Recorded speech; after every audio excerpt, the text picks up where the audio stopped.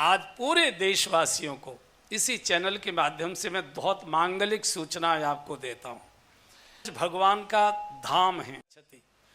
भगवान श्री कृष्ण और राधा जी ब्रजमंडल को छोड़कर एक कदम भी ब्रज के बाहर गए नहीं। द्वारका जो गए हैं वो दूसरे कृष्ण है, यदा यदा धर्मस्य वाले, कभी कथा में विस्तार से सुनाएंगे। पूरे ब्रजमंडल में वही जन्म लेता है, वही रह सकता है जो भगवान के परिवार का किसी न किसी रूप में सदस्य होगा। और पूरे ब्रजमंडल में दर्शन के नाते से यात्री के रूप में वही प्रवेश कर सकता है, वही जा सकता है जो कहीं न कहीं भगवान का परिचित है, उनका निकटतम है। आपकी कोठी में अपरिचित नहीं घुस सकता, परिचित ही जा सकता है।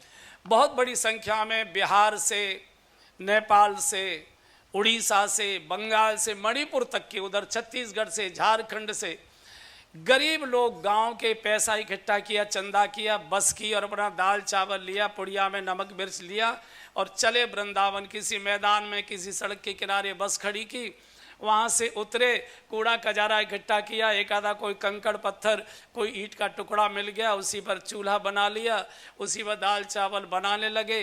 पहले तो कूड़ा कबारा मिलता नहीं, ईंट पत्थर भी बड़ी मुश्किल पड़ती है, इतने लोगों को चूल्हे कैसे जलें।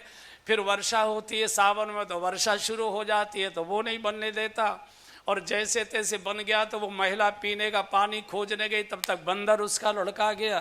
तो इतनी दुर्दशा होती थी। और जहाँ सैकड़ों बसें खड़ी होती हैं वहाँ कोई शौचालय आदि की व्यवस्था होती नहीं, तो वहीं लोग पेशाब, वहीं टट्टी, वहीं चूल्हा जल रहा है, वहीं भोजन कर रहे हैं। बिल्कुल नरक जैसी स्थिति होती थी। बहुत मैंने ये गहराई से देखा और मेरी बहुत आंतरिक इच्छा थी कि जो ब्रज के यात्री के नाम से भगवान श्री कृष्ण के परिचित और रिश्तेदार आते हैं, वो यहाँ भूखे सोए। इतनी क्षमता नहीं है कि वो होटल में खा सके। जितना लेकर गए हैं वो तो एक ही डाइट में निकल जाएगा उनका, और वो भोजन बना नहीं पाते। बालक रोता है, माँ खाना दो, माँ खाना दो, माँ बैठी रो रही है कि वर्षा हो रही है, कैसे बनाए, बंदर लुढ़का गया, कहाँ से लाएं। तो एक बहुत मेरे मन में इच्छा थी। वो इच्छा इस बार पूज्य योगी आदित्यनाथ जी महाराज, जो हमारे प्रदेश के यशस्वी संवेदनशील मुख्यमंत्री हैं, उन्होंने बड़ी कृपा की, क्योंकि हमारी वो क्षमता नहीं थी कि हम कोई भोजनालय बना देते। उन्होंने अपनी सरकारी भूमि पर और उत्तर प्रदेश सरकार के ही धन से लगभग 5 करोड़ रुपए से एक बहुत दिव्य भवन बनाकर तैयार किया है। उसके संचालन के लिए हमारे ब्रज तीर्थ विकास परिषद, जिसके उपाध्यक्ष हमारे एक बहुत वरिष्ठ, अति प्रामाणिक, अति समर्पित, अति संवेदनशील, अति ईमानदार IPS अधिकारी रिटायर हो चुके, वो उसके उपाध्यक्ष बनाए हैं। उन्होंने ये भोजनालय चलाने की जिम्मेदारी हमको दी है कि आप मंगलमय परिवार के द्वारा ये भोजन कराइए। तो वो अन्य क्षेत्र नहीं होगा बंधु और बहनों। अन्य क्षेत्र में तो लाइन लगाकर खड़े किए जाते हैं, बांटने वाले बांटते हैं और अपना अपना बर्तन लेकर हाथ बढ़ाकर ऐसे भिखारी की तरह मांगते हैं। नहीं नहीं, वो सब कृष्ण के रिश्तेदार हैं। वो भिखारी की तरह नहीं, उनको भोजन चाहिए सम्मान के साथ।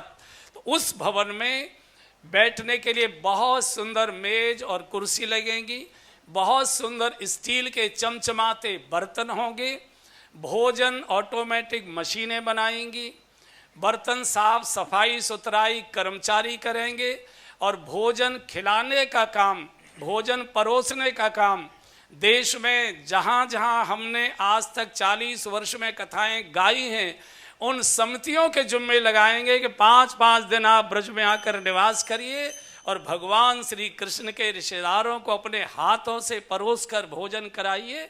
वही हम कथा करेंगे। कथा सुनिए, ब्रजवास करिए, बिहार जी का दर्शन करिए, फिर परिवार में जाइए। वो अभी बहुत शीघ्र लगभग वो पूर्ण हो चुका, और मुझे लग रहा है कि 3 जुलाई हम लोगों ने निश्चित किया है। 3 जुलाई को उसका माननीय योगी आदित्यनाथ जी के कर कमलों से शुभारंभ होगा, लोकार्पण होगा।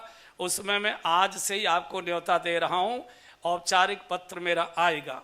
उस भोजनालय से भी आप जुड़ सकते हैं।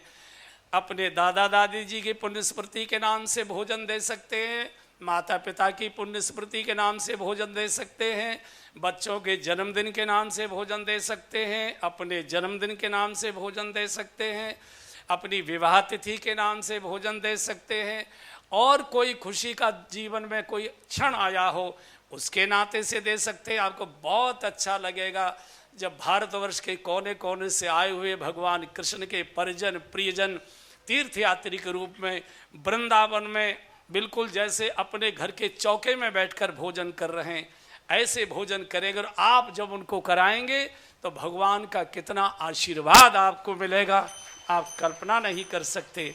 ये दो बड़े कार्य ब्रज में अभी तुरंत होने जा रहे हैं, और 3 जुलाई को शायद इसका निश्चित रूप से लोकार्पण हो जाएगा, क्योंकि केवल एसी वगैरह फिट होने की देर, एयर कंडीशन में लोग बैठेंगे, कुर्सी मेज पर बैठेंगे और थाल कटोरे कटोरियों में भोजन करेंगे, छोड़कर उठकर चले जाएंगे।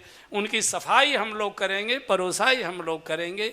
ऐसे 2 दिव्य कार्य मानसिक रूप से आप जुड़िए, और आपके जैसे स्तर के कोई और मित्र हैं, परिचित हैं, रिश्तेदार हैं, आप उनको जोड़िए।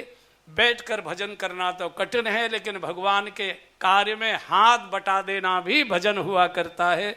ऐसा मानकर इस कार्य के साथ जुड़िए। ये 2 सूचनाएं मुझे आपको देनी थी। जिनको भी संपर्क सूत्र चाहिए तो इस पर मोहित द्विवेदी के नाम से फ़ोन नंबर चल रहा है, आप उनसे संपर्क कर सकते हैं कि इससे हम लोग कैसे जुड़ सकते हैं, ये जानकारी देंगे।